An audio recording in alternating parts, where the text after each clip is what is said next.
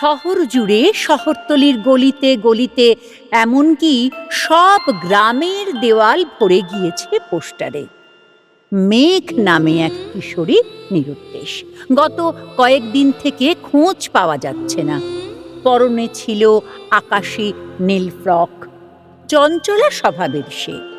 নগরপাল, সেপাই, শান্ত্রী, সওদাগরেরা সব চারিদিকে ব্যস্ত সে মেঘ কিশোরীর সন্ধানে। সকাল গড়িয়ে দুপুর হলো বিকেল, সন্ধে নামলো মরা বিলের ওপারে। এখনো কোনো খোঁজ পাওয়া যায়নি মেঘ কিশোরীর।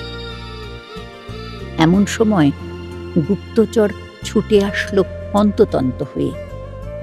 ফুসফুসে এক বুক কালো হাওয়া শুষে নিয়ে বলল নগরপালকে, দেখে এলাম যে মেঘ কিশোরীকে ঘন বনের মাঝে পণবন্দি করে রেখেছে আদিম অরণ্য মানব। পশু পাখি আর রঙিন ডানা প্রজাপতির দল।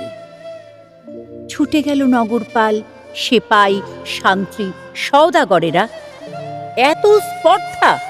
ছেড়ে দাও মেঘ কিশোরীকে, ফিরিয়ে দাও আমাদের শাল, পিয়াল, তাল, তমাল, আর নিয়ে যাও মেঘ কিশোরীকে। সমস্বরে বলে উঠল সব বনময়না, গন্ধগোকুল, ঘাস ফড়িংয়েরা। কোথা থেকে ফিরিয়ে দেবে তারা সে অরণ্য? লোভ গিলেছে তাদের, উধাও হয়ে গেছে তারা। শূন্য হাতে ফিরে আসে নগরপাল, সেপাই, শান্ত্রী, সওদাগরেরা। মরুভূমি হয়ে যাচ্ছে যত সব সাজানো বাড়িঘর, শপিং মল, পিচ রাস্তা। বনবন্দি হয়ে আছে এখনো মেঘ কিশোরী।